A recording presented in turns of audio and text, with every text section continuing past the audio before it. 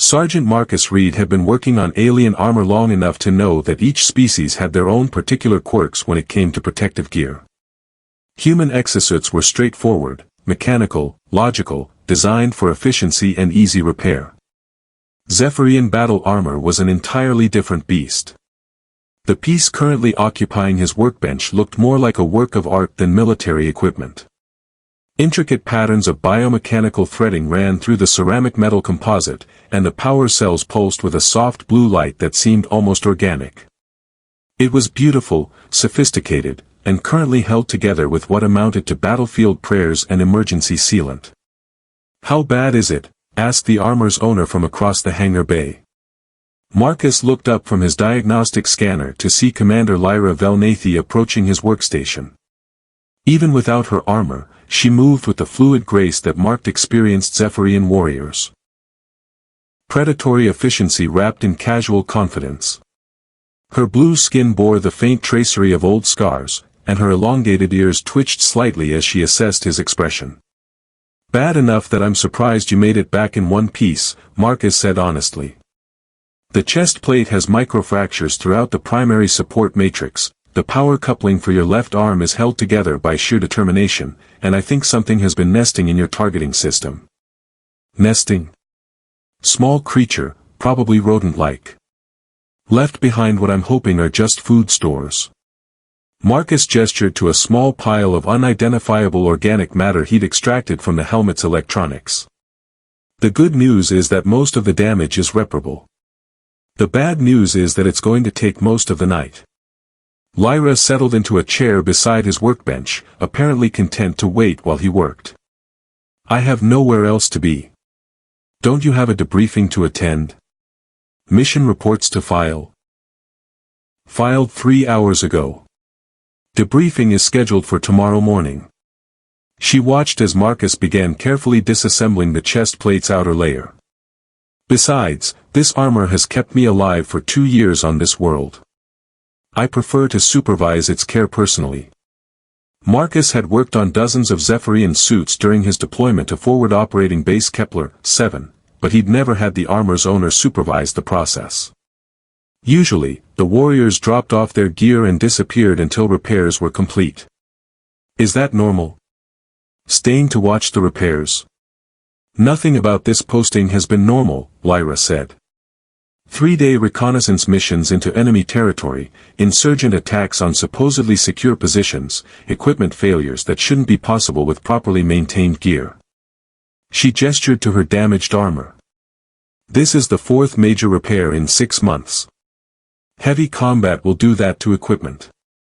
"This wasn't combat damage," Lyra said. "Not most of it. The microfractures are from sonic weapons the insurgents shouldn't possess. The power coupling failure matches the signature of electromagnetic pulse devices that aren't supposed to exist outside of military research facilities."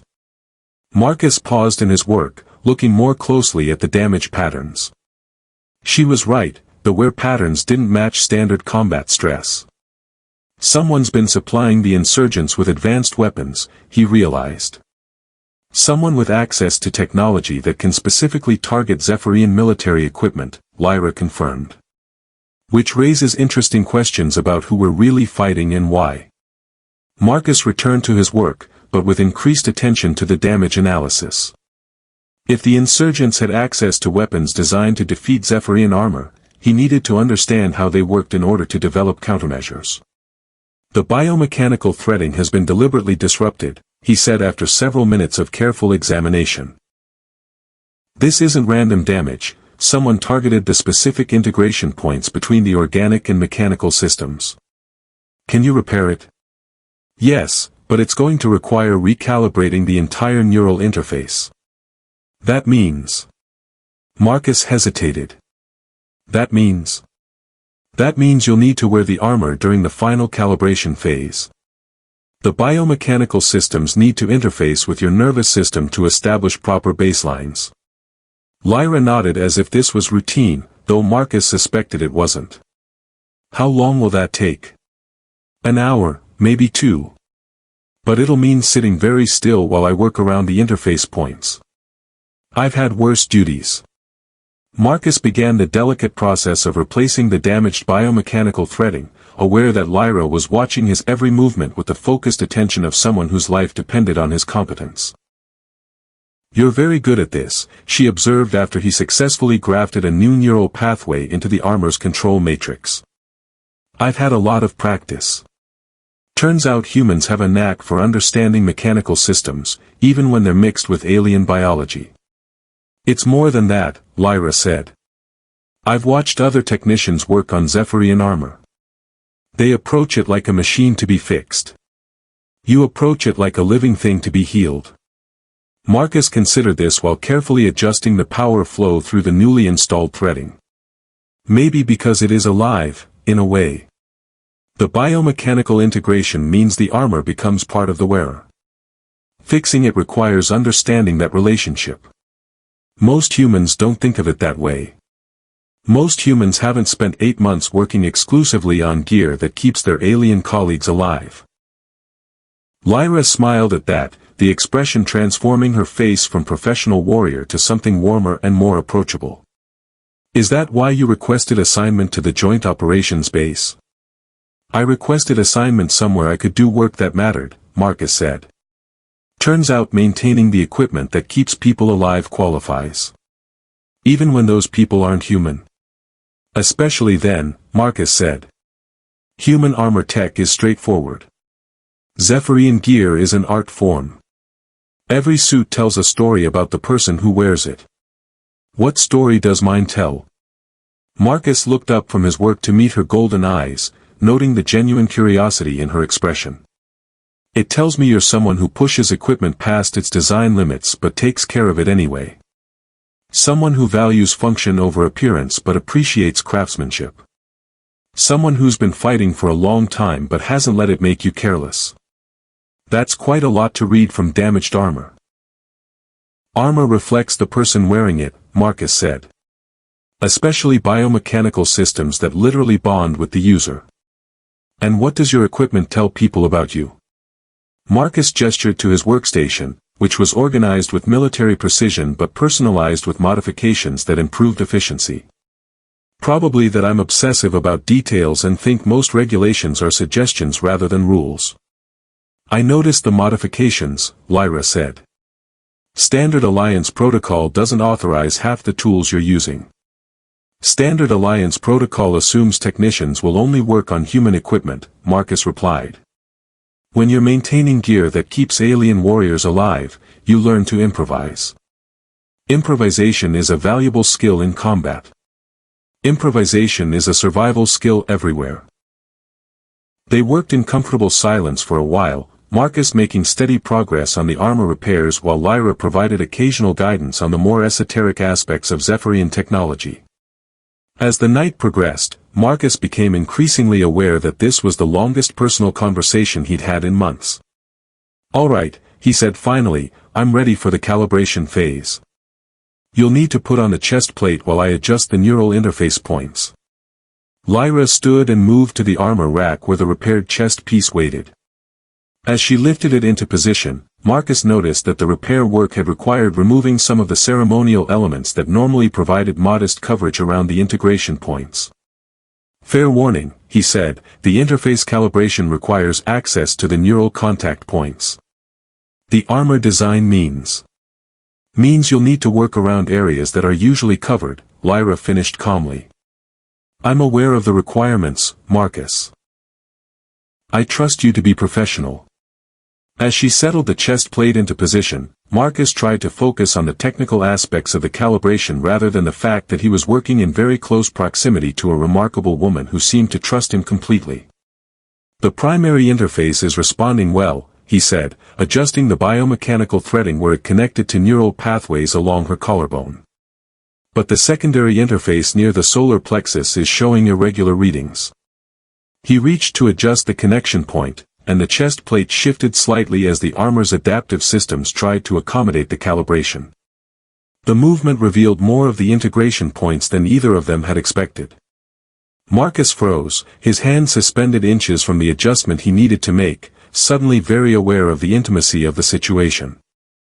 Lyra's golden eyes met his, and he saw something that might have been amusement in her expression. "Careful," she said softly, her voice carrying a hint of something that definitely wasn't purely professional. "The armor is more sensitive than it appears." Marcus realized she could be talking about the equipment, or something else entirely. "I'll be very careful," he said, managing to keep his voice steady as he completed the adjustment with hands that were perhaps not quite as steady as they should have been. "Good," Lyra said, and the smile that accompanied the word suggested that the war outside had indeed become very, very far away. The neural interface calibration took longer than Marcus had anticipated, partly because of the complex nature of biomechanical integration, and partly because he was discovering that Zephyrian armor systems were far more responsive to emotional states than human equipment manuals had indicated.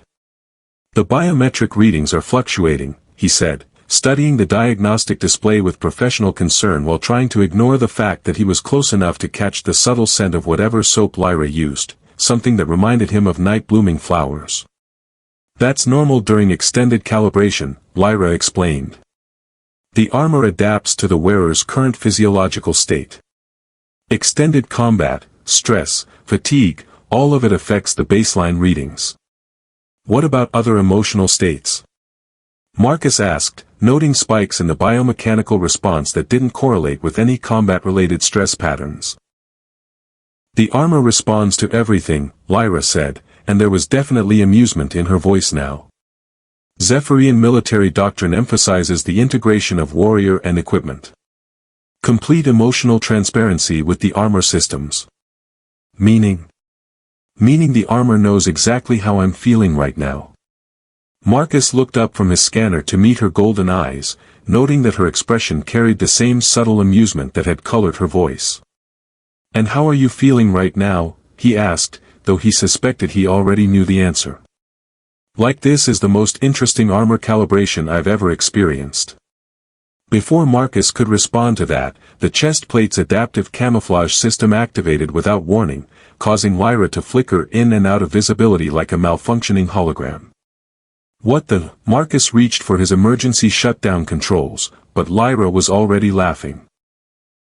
"The camouflage responds to adrenaline spikes," she explained as her image stabilized. "Apparently, the system interpreted my elevated heart rate as a combat situation." "Your heart rate is elevated.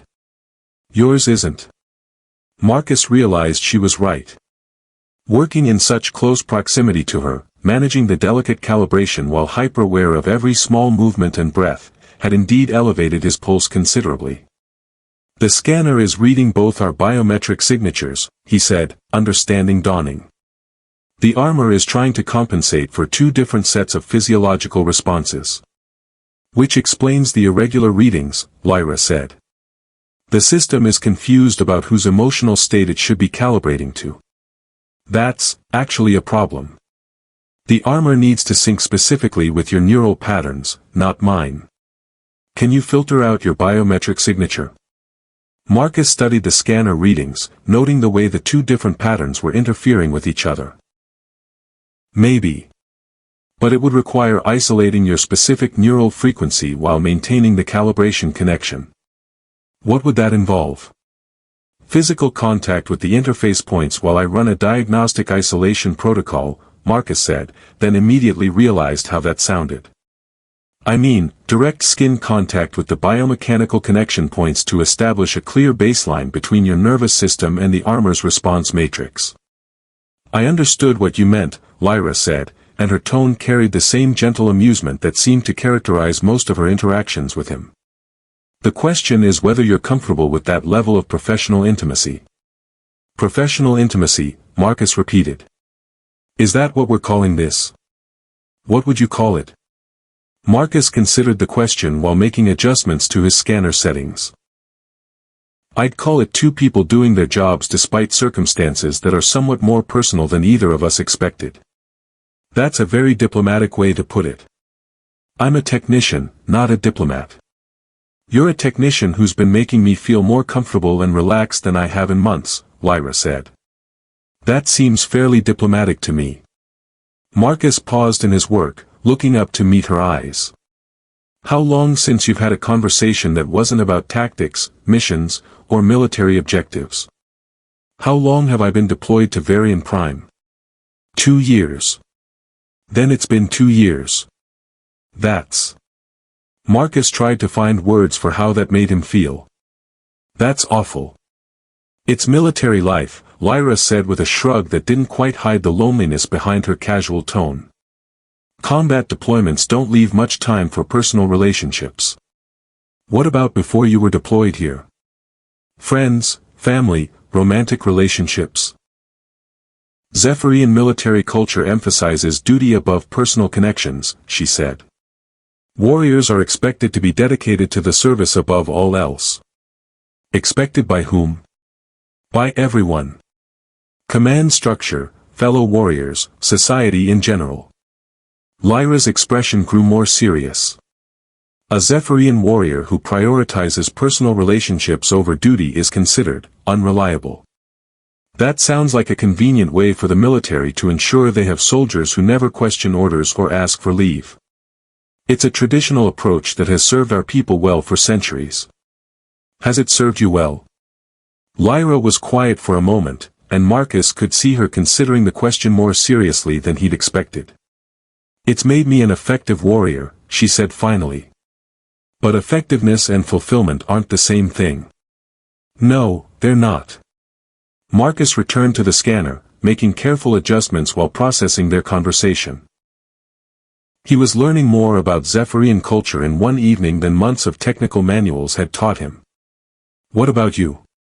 Lyra asked. How long since you've had a personal conversation that wasn't about work? About the same, Marcus admitted. Though in my case, it's because I chose a specialty that keeps me working alone most of the time. Why? Because human social dynamics can be complicated. Working with equipment is straightforward. Machines do what they're designed to do, respond predictably to proper maintenance, and don't have hidden agendas. Unlike people. Unlike most people. But not all people. Marcus looked up from his scanner to find Lyra watching him with an expression of genuine interest. Present company excluded, he said. You find me uncomplicated? I find you honest, Marcus said. You say what you mean, you do what you say you'll do, and you don't pretend to be something you're not. Those are rare qualities.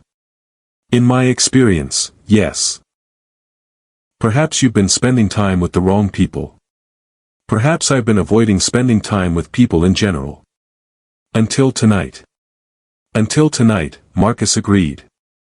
He completed the neural isolation protocol, and the scanner readings immediately stabilized into clear patterns that showed the armor system synchronizing perfectly with Lyra's nervous system.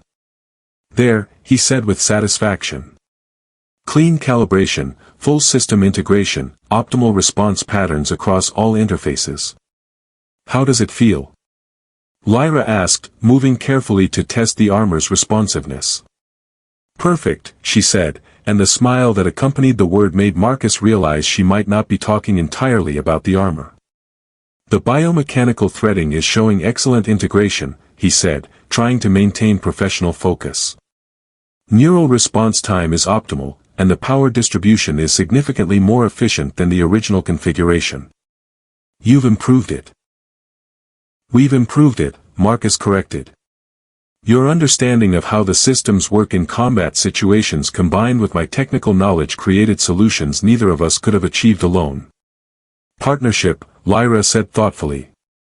Partnership, Marcus agreed. I like that concept. So do I.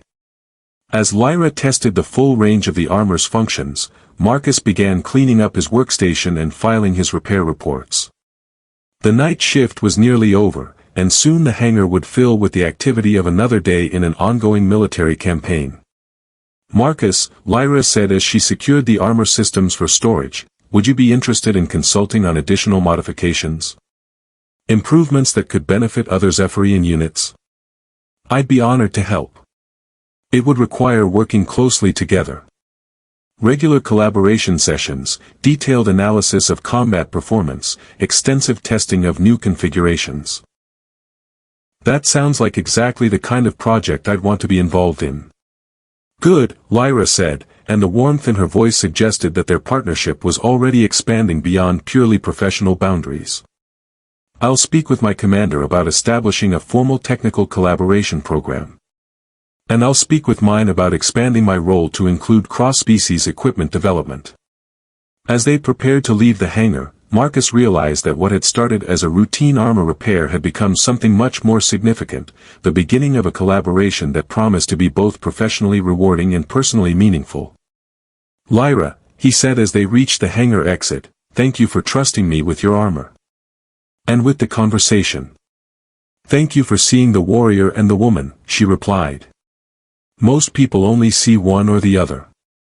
Most people are missing out on a remarkable combination." As they parted ways, Lyra to her quarters and Marcus to his, both understood that their relationship had shifted into territory that was uncharted but full of interesting possibilities. Behind them, the repaired armor hummed softly in its storage cradle, biomechanical systems maintaining perfect integration patterns that reflected not just technical excellence, but the harmony that could be achieved when two people chose to work together rather than alone.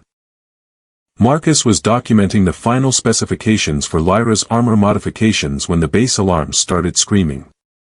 The sound cut through the hangar bay like a blade, transforming the quiet night shift into organized chaos as emergency protocols activated throughout forward operating base Kepler 7. "All personnel to combat stations," came the announcement over the base communication system. "This is not a drill. Repeat, all personnel to combat stations." Through the hangar's main entrance, Marcus could see soldiers running toward defensive positions while the base's automated systems began sealing blast doors and activating energy shields. The familiar routine of a base under attack, except this time the timing was wrong. Insurgent attacks usually came at dawn or dusk, not during the middle of the night shift. "Marcus." Lyra's voice carried across the hangar as she sprinted toward his workstation, already pulling on pieces of her armor. "How quickly can you get my systems online?" 2 minutes for basic functionality, Marcus said, abandoning his documentation to help her with the more complex armor components. 5 minutes for full optimization. "We may not have 5 minutes, Lyra said, sealing the chest plate while Marcus activated the power systems. "The attack patterns are wrong. Too coordinated, too well informed about our defensive positions. Inside intelligence. Either that, or they've been watching us longer than we thought."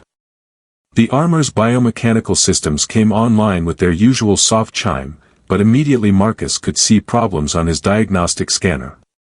The repairs were holding, but the power distribution was running at barely optimal levels. "The neural interface calibration is drifting," he said, making rapid adjustments to the biomechanical threading. "The system needs another hour to fully stabilize." "Then we'll have to work with what we have," Lyra said, testing the armor's responsiveness while Marcus continued his real-time adjustments. "Commander Velnathi." The voice belonged to Lieutenant Torres from base security, who appeared in the hangar entrance looking harried and urgent. "We need reconnaissance on the western perimeter. The insurgents have disabled our sensor arrays, and we're fighting blind." "On my way," Lyra replied, then looked at Marcus. "Can you monitor the armor systems remotely?" "Not from here," Marcus said, making a decision that violated several safety protocols. "But I can monitor them from a portable scanner if I come with you." "Marcus, this is combat deployment, not equipment testing. This is equipment that could fail if the calibration continues to drift," Marcus said, grabbing his emergency repair kit and a tactical scanner. "You need someone who can adjust the biomechanical interface on the fly. It's too dangerous." "It's more dangerous to deploy with armor that might fail at a critical moment," Marcus interrupted. "Besides, someone needs to document how the modifications perform under actual combat conditions." Lyra looked at him for a moment, clearly torn between professional concern for his safety and tactical recognition that he was right about the armor's instability. "Stay behind me at all times," she said finally. "Follow my lead, do exactly what I tell you, and if I say run, you run. Understood?" "Understood." They moved through the base's corridors toward the western perimeter, Lyra's enhanced sensors and tactical training guiding them around areas where fighting was heaviest. Marcus followed close behind, his scanner showing him the real-time performance of her armor while his eyes adapted to the strange perspective of seeing combat from behind cover rather than through after-action reports. "The targeting system is overcompensating for the calibration drift," he said quietly as they paused at a corridor junction. "I can adjust it, but I'll need access to the helmet interface." "Now." 30 seconds. Lyra nodded and positioned herself to provide security while Marcus connected his scanner to the armor's helmet systems.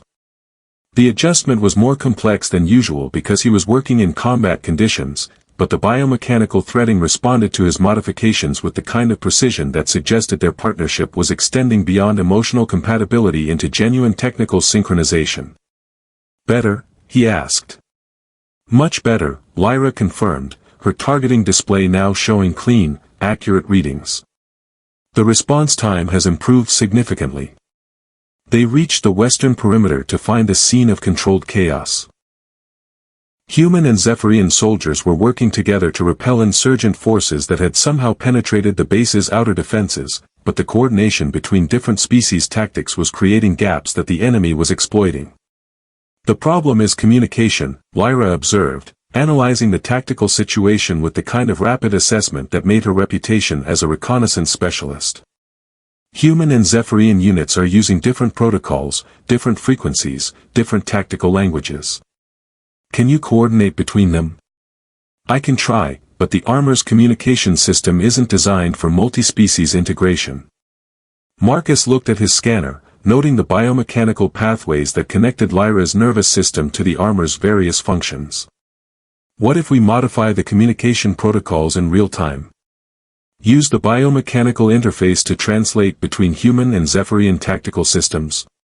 "That's theoretically possible, but it would require someone who understands both the technical specifications and the real-time performance requirements," Marcus finished. "Someone who's spent months working on interspecies equipment integration. Someone like you. Someone like us working together." Lyra nodded, and Marcus began the complex process of rewiring the armor's communication systems while she provided tactical coordination for the increasingly desperate defense. The modification required him to work directly with the biomechanical pathways, adjusting neural connections while Lyra simultaneously used them to coordinate military units. "Human units, fall back to secondary positions," Lyra's voice carried across the battlefield through communication systems that were now translating her tactical assessments into languages and protocols that human soldiers could understand. "Zephyrian units, advance to cover the withdrawal." The effect was immediate and dramatic. Instead of fighting parallel battles with minimal coordination, the human and Zephyrian forces began moving as a unified defensive unit, their different tactical strengths complementing each other instead of creating vulnerabilities. "It's working," Marcus said, watching his scanner display as the biomechanical systems translated not just languages but tactical concepts between species. "The armor is serving as a real-time translation matrix for military coordination." "More than that," Lyra said, directing fire toward insurgent positions while simultaneously coordinating defensive movements. "It's creating tactical solutions that neither species would have developed alone." The battle turned in their favor as the unified defense began pushing back insurgent forces that had expected to face confused, uncoordinated resistance. But the improved coordination came at a cost. The biomechanical systems were operating far beyond their normal parameters, creating stress patterns that threatened to damage both the armor and its wearer. "Lyra, the neural load is approaching dangerous levels," Marcus warned, seeing warning indicators across his scanner display. "The system is overheating. How long can it maintain current performance?" "Maybe 10 minutes before we risk permanent damage to the biomechanical interface." "Then we finish this in 10 minutes, Lyra said with grim determination. What followed was the most intense military action Marcus had ever witnessed. Lyra moved through the combat zone like a force of nature, her modified armor systems allowing her to coordinate tactical responses that were simultaneously human and Zephyrian, combining the best of both species' military traditions into something entirely new. Marcus stayed close behind her, making constant adjustments to keep the biomechanical system stable while documenting performance data that would be invaluable for future armor development. But more than that, he was watching Lyra demonstrate exactly why she had earned her reputation as one of the most effective warriors in the Zephyrian Defense Corps. Insurgent retreat confirmed, came the report from base security. Perimeter is secure. As the immediate crisis ended, Marcus could see the toll the enhanced armor functions had taken on both Lyra and her equipment. The biomechanical systems were showing stress patterns that would require extensive recalibration, and Lyra herself was showing signs of neural fatigue from the intense integration. "We need to shut down the enhanced systems before they cause permanent damage," he said. "Agreed," Lyra said, but as Marcus began the shutdown sequence, she caught his hand. "Marcus, what we accomplished tonight. The tactical coordination, the real-time translation systems, the unified command protocols, this could change how multi-species military units operate." "It could," Marcus agreed. "But it also nearly killed you. The neural load from running multiple integration streams simultaneously is beyond safe parameters." "Then we develop better parameters," Lyra said. "We figure out how to create this level of coordination without the dangerous neural load. You don't think I'm letting you return to routine armor maintenance after tonight, do you?" Lyra smiled despite her obvious exhaustion. "Marcus, we've discovered something that could revolutionize interspecies military cooperation. That requires both of us working together." As they made their way back through the base, passing human and Zephyrian soldiers who were already discussing the unprecedented coordination they'd witnessed, Marcus realized that their partnership had evolved far beyond armor repair and personal attraction into something with genuine historical significance. "Lyra," he said as they reached the hangar where this had all begun, "are you sure you want to pursue this? The research, the development, the partnership, it's going to mean working closely together for months, maybe years. Are you trying to discourage me?" "I'm trying to make sure you understand what you're signing up for." "What I'm signing up for," Lyra said, turning to face him as they stood beside the workstation where their collaboration had begun, "is the most interesting and challenging work of my career. With the most competent and trustworthy partner I've ever had."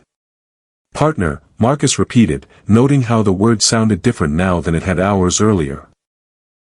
"Professional partner," Lyra clarified, but her tone suggested the distinction was more complex than the words implied. "Though I suspect our working relationship will continue to blur traditional boundaries. I can live with that." "Good," she said, "because I don't think either of us has a choice anymore. What we discovered tonight, it's bigger than just armor modifications or tactical improvements. We found something that could change how different species work together. And we're the only ones who understand how it works." "Exactly."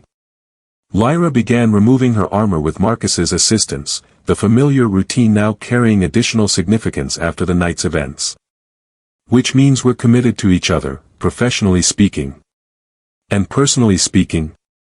Lyra paused in the process of disconnecting her biomechanical interfaces, meeting his eyes with an expression that carried warmth, exhaustion, and something that looked like hope. "Personally speaking," she said softly, "I'm looking forward to finding out." 6 weeks later, Marcus found himself in a situation he'd never expected, briefing Alliance High Command on innovations that had started with a simple armor repair and evolved into something that could change the nature of interspecies military cooperation. The conference room aboard the flagship Constellation was filled with generals, admirals, and civilian oversight officials representing every major species in the Alliance. At the center of the holographic display, Marcus and Lyra's joint presentation showed detailed schematics of the modified biomechanical systems that had proven so effective during the base defense. "The integration protocols you've developed," said General Morrison from Human Fleet Command, "they've been tested under actual combat conditions?" "Extensively," Lyra replied from her position beside Marcus at the presentation console. "Over the past 6 weeks, we've conducted 17 field tests involving mixed human-Zephyrian units. The tactical coordination improvement averages 43%. And the neural load issues that were noted in your initial report?" asked Admiral Kethvara from the Zephyrian Defense Council. Resolved through distributed processing, Marcus explained, highlighting the technical modifications on the display. Instead of channeling all translation functions through a single biomechanical interface, we've developed a network approach that distributes the computational load across multiple armor systems. Multiple armors working in coordination, General Morrison said thoughtfully. How many units can be networked simultaneously? We've successfully tested networks of up to 12 units, Lyra said. Theoretical maximum appears to be around 20, though we haven't reached the actual limits yet. The implications for combined operations are significant, observed Commander Tlex from the Andromedan Collective. Real-time tactical coordination between species with different communication protocols, different strategic concepts, different neurological structures. Different everything, Marcus agreed. But the biomechanical translation matrix can bridge those differences at the speed of thought. What followed was 3 hours of technical questions, tactical analysis, and political discussion about the broader implications of technology that could fundamentally change how Alliance forces operated. Marcus found himself increasingly impressed by Lyra's ability to translate complex technical concepts into strategic terms that military commanders could understand and evaluate. Dr. Reed, said Admiral Chen from Alliance Strategic Command, what would be required to implement this technology across fleet operations? Extensive research and development, Marcus replied. The biomechanical systems need to be redesigned for each species-specific neural architecture. We'd need specialized training programs for technical personnel. And we'd need to establish protocols for maintaining network systems across multiple ship and ground installations. How long? For full implementation. Probably 2 years minimum, Marcus said. But we could have prototype units operational within 6 months. And the personnel requirements? Marcus looked at Lyra, noting the slight smile that suggested she'd been expecting this question. The research and development would require a permanent joint species technical team, Lyra said. Personnel with experience in both biomechanical engineering and multi-species tactical coordination. Personnel like yourselves, Admiral Chen observed. Personnel like ourselves, Marcus confirmed. Dr. Reed, Commander Velnathy, General Morrison said formally, Alliance High Command is prepared to authorize the Joint Species Technical Development Program, with you two as co-directors. The position would involve permanent assignment to the Research Division, with authorization to recruit additional personnel as needed. Marcus felt something warm bloom in his chest at the offer. Not just the professional recognition, but the confirmation that he and Lyra would continue working together on something that had genuine strategic importance. General, Lyra said, we accept the positions, with one additional request. Which is field testing authority. The technology needs to be developed in consultation with active military units, not in isolation. We'd need authorization to deploy with combat forces to gather performance data under actual operational conditions. You want to maintain active duty status while conducting research. We want to ensure that our research remains relevant to the people who will actually use it, Marcus said. Theoretical improvements that can't survive combat conditions are useless to field personnel.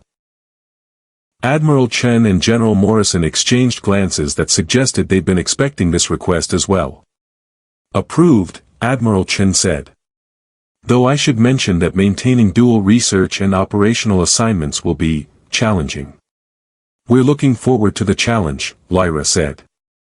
As the briefing concluded and the various officials departed to brief their respective commands, Marcus found himself alone with Lyra in the conference room, looking at holographic displays that showed their collaborative work spreading across Alliance military systems. So, he said, co-directors of a joint research program. That's not something I saw coming 6 weeks ago. When you were repairing my armor in a hangar bay at 3 in the morning? When I was trying not to notice how remarkably attractive you are while maintaining professional boundaries during biomechanical calibration. You weren't as subtle about that as you thought, Lyra said with amusement. The armor's biometric sensors were recording your elevated heart rate, increased skin conductivity, and dilated pupils. The armor was monitoring my vital signs. The armor monitors everything within its sensor range. It's designed to assess potential threats and allies. Lyra moved closer, close enough that Marcus could catch that subtle scent that had been distracting him since their first conversation. Though I should mention that elevated vital signs aren't necessarily interpreted as attraction. They could indicate fear, stress, medical distress. Which did you think it was? I hoped it was attraction, Lyra said softly. Because my vital signs were showing similar patterns. Even though you're trained to maintain professional detachment. Especially because I'm trained to maintain professional detachment, she said. Marcus, do you understand what we're really agreeing to? Joint research directors, permanent assignment, working together for years to develop technology that requires unprecedented coordination between us. I understand that we work better together than either of us works alone, Marcus said. Both professionally and personally. And you're not concerned that mixing professional partnership with personal attraction might create complications? I'm terrified that it might create complications, Marcus admitted.